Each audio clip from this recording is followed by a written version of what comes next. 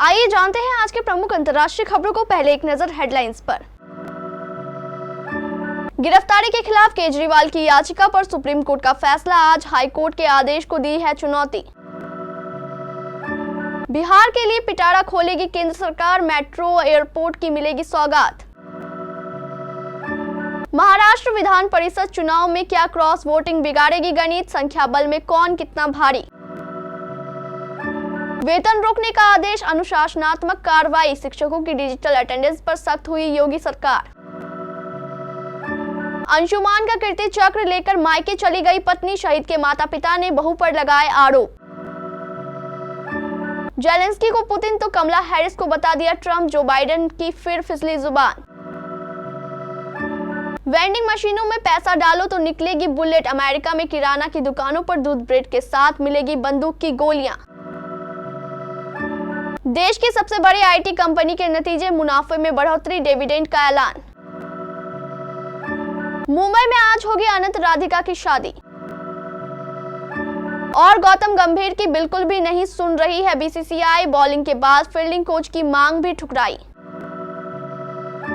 आबकारी नीति घोटाले से जुड़ी मनी लॉन्ड्रिंग जांच में ईडी की गिरफ्तारी को चुनौती वाली दिल्ली के मुख्यमंत्री अरविंद केजरीवाल की याचिका पर सुप्रीम कोर्ट शुक्रवार को फैसला सुनाएगा। जस्टिस संजीव खन्ना की अध्यक्षता वाली पीठ ने फैसला 17 मई को सुरक्षित रख लिया था। आम आदमी पार्टी प्रमुख ने दिल्ली हाई कोर्ट के 9 अप्रैल के उस आदेश को चुनौती दी है जिसमें उनकी गिरफ्तारी को बरकरार रखा गया था।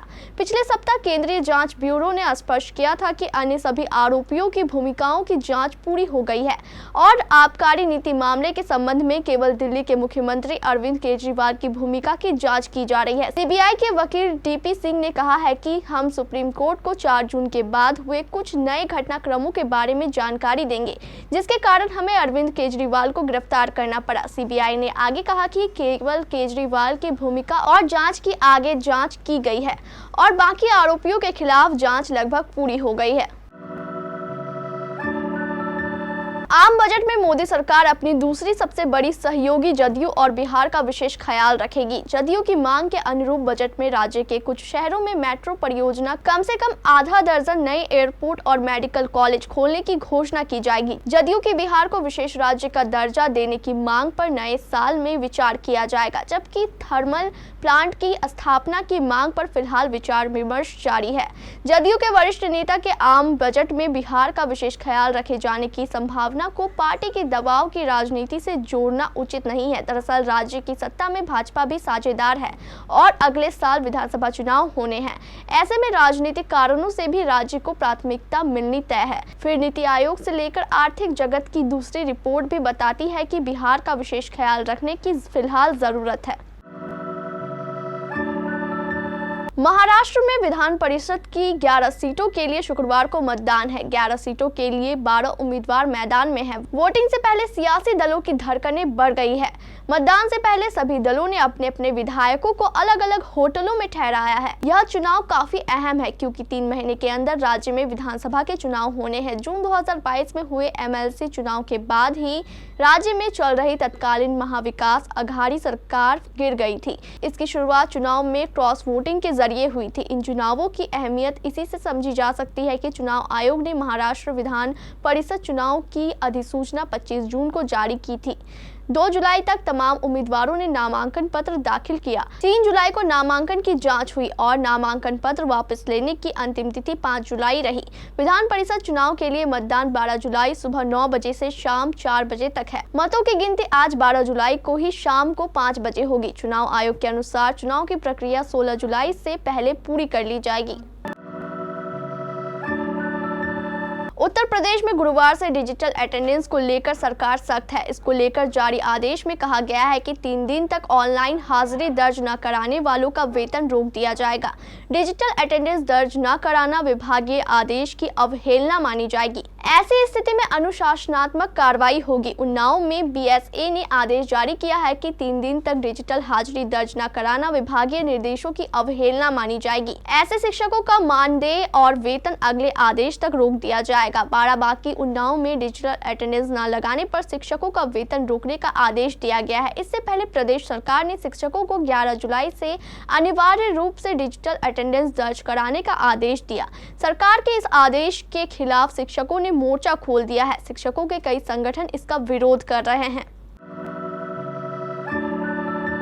सियाचिन में साथियों को बचाने में शहीद हुए कैप्टन अंशुमन सिंह के परिवार को उनके अदम्य साहस और बहादुरी के लिए 5 जुलाई 2024 को राष्ट्रपति ने कीर्ति चक्र से सम्मानित किया था। लेकिन अब अंशुमान सिंह के माता पिता का एक और दर्द सामने आया है। आरोप है कि शहीद अंशुमान सिंह की पत्नी स्मृति अपने पति की फोटो एल्बम, कपड़े और अन्य यादों के साथ सरकार के द्वारा दिए गए कीर्ति चक्र को लेकर अपने घर गुरदासपुर चली गई है। आरोपों के अनुसार वह न सिर्फ माता पिता के शहीद बेटे का मेडल लेकर गई है, बल्कि उसके दस्तावेजों में दर्ज अस्थायी पते को भी बदलवा अपने घर गुरदासपुर का करवा दिया है। हालांकि इस मामले पर अभी तक स्मृति का कोई बयान सामने नहीं आया है। शहीद अंशुमान सिंह के पिता राम प्रताप सिंह ने एक मीडिया रिपोर्ट से बात करते हुए कहा कि हमने बेटे की मर्जी से ही स्मृति से शादी की थी। हमने बड़े धूमधाम से और अरमानों के साथ शादी कराई थी। शादी में ना हमारी तरफ से और ना ही स्मृति के परिवार वालों की तरफ से कोई कमी रखी गई थी। हम सब बहुत खुश थे। शादी के बाद स्मृति नोएडा में BDS की पढ़ाई कर रही थी। मेरे बेटे के साथ फ्लैट में रह रही थी। अमेरिकी राष्ट्रपति जो बाइडेन ने नेटो की मीटिंग के दौरान यूक्रेनी राष्ट्रपति को राष्ट्रपति पुतिन तो एक प्रेस कॉन्फ्रेंस में कमला हैरिस को ट्रम्प करार दिया। उनसे इस तरह की गलतियां तब हुई है जब राष्ट्रपति चुनाव में उनकी उम्मीदवारी पर सवाल उठ रहे हैं। बाइडेन की इन्हीं गलतियों की वजह से माना जाता है कि उनके समर्थक भी उनसे रेस से बाहर होने की अपील कर रहे हैं। अमेरिका के वॉशिंगटन में नेटो देशों की एक बैठक चल रही थी। इस बैठक में यूक्रेन के राष्ट्रपति व्लादिमीर जेलेंस्की भी पहुंचे थे। बाइडेन ने नेटो की बैठक के दौरान यूक्रेन के राष्ट्रपति जेलेंस्की को राष्ट्रपति पुतिन बोल दिया।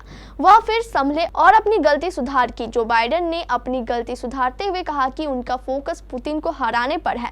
उनका वीडियो क्लिप भी सोशल मीडिया पर वायरल हो गया, जहां पहले से ही राष्ट्रपति चुनाव में उनकी उम्मीदवारी पर सवाल खड़े हो रहे हैं। अमेरिकन राउंड्स नाम की स्टार्टअप कंपनी अब बुलेट बेचने के लिए यूएस में वेंडिंग मशीनें लगा रही है, जो कुछ शहरों में शुरू भी हो गई है। अमेरिका में किराना स्टोर में दूध, ब्रेड जैसी आम जरूरत की चीजों के साथ गोलियां बेचने के लिए वेंडिंग मशीन लगाई जा रही है। ये खरीद प्रक्रिया को सरल बनाने और जिम्मेदार बंदूक मालिकों के लिए पहुंच बढ़ाने की कोशिश के तहत किया जा रहा है। कंपनी के संस्थापक जोंडो का मानना है कि किराना स्टोर पर बुलेट बेचा जाना भविष्य की कल्पना है। उनका कहना है कि जहां गोली और हथियार खरीदना भी वेंडिंग मशीन से किसी अन्य उत्पाद को खरीदने जितना आसान होना चाहिए। गोला बारूद की बिक्री में क्रांति लाने पर केंद्रित एक स्टार्टअप अमेरिकन राउंड्स ने गोलियां खरीदने का एक नया तरीका शुरू किया है। इन मशीनों से दूध और अंडे के साथ साथ गोलियां भी खरीदी जा सकती है। हालांकि इस मशीन से बुलेट खरीदने के लिए कुछ नियम है ताकि केवल पात्र खरीदार ही खरीदारी कर सके। ये मशीन खरीदार की पहचान को सरकार की ओर से जारी ID और फिंगरप्रिंट स्कैन के माध्यम से सत्यापित करती है। देश की सबसे बड़ी IT कंपनी टाटा ग्रुप की TCS ने अपने पहले तिमाही के नतीजों का ऐलान कर दिया है। बुधवार को कंपनी की ओर से बताया गया कि वित्त वर्ष 2024-25 की अप्रैल-जून तिमाही में उसका प्रॉफिट बढ़कर 12,040 करोड़ रुपए हो गया है। TCS के मुनाफे में सालाना आधार पर 8% से ज्यादा इजाफा हुआ है। नतीजों की घोषणा के साथ ही TCS ने 10 रुपए प्रति शेयर के डिविडेंड का तोहफा भी दिया है। बुधवार को शेयर बाजार में कारोबार खत्म होने पर टाटा ग्रुप की IT कंपनी TCS ने पहली तिमाही के नतीजों का ऐलान करते हुए बताया है कि उनका प्रॉफिट सालाना आधार पर 8.72% बढ़ा है और ये 12,040 करोड़ रुपए हो गया है। इससे पिछले साल की समान तिमाही में मुनाफे का ये आंकड़ा 11,074 करोड़ रुपए था। TCS की इनकम में भी तिमाही आधार पर 2.2% की बढ़ोतरी दर्ज की गई है और ये बीते चौथे तिमाही के 61,237 करोड़ रुपए की तुलना में पहली तिमाही में बढ़कर 62,613 करोड़ रही। रिलायंस इंडस्ट्रीज के चेयरमैन मुकेश अंबानी के छोटे बेटे अनंत अंबानी 12 जुलाई 2024 को अपनी मंगेतर राधिका मर्चेंट के साथ शादी के बंधन में बंधने जा रहे हैं। इस शादी में शामिल होने के लिए देश विदेश की हस्तियों का जमावड़ा मुंबई में लगने वाला है। यह शादी मुंबई के बांद्रा कुर्ला कॉम्प्लेक्स स्थित जियो वर्ल्ड कन्वेंशन सेंटर में होने वाली है। अनंत राधिका की शादी को लेकर बांद्रा कुर्ला कॉम्प्लेक्स इलाके में सुरक्षा के पुख्ते इंतजाम के साथ साथ ट्रैफिक को लेकर भी निर्देश जारी किया गया है। एशिया के सबसे अमीर व्यक्ति मुकेश अंबानी के बेटे की शादी में राजनीतिक, खेल, व्यापार, बॉलीवुड, हॉलीवुड, खेल समेत बाकी कई क्षेत्रों के दिग्गज शामिल होंगे। इस शादी में अलग अलग देशों के राष्ट्रीय अध्यक्षों और अंतर्राष्ट्रीय गणमान्य व्यक्तियों को भी आमंत्रित किया गया है। गौतम गंभीर भारतीय क्रिकेट टीम के हेड कोच बन चुके हैं। भारतीय क्रिकेट कंट्रोल बोर्ड बीसीसीआई ने बीते मंगलवार को गंभीर के हेड कोच बनने का ऐलान किया था।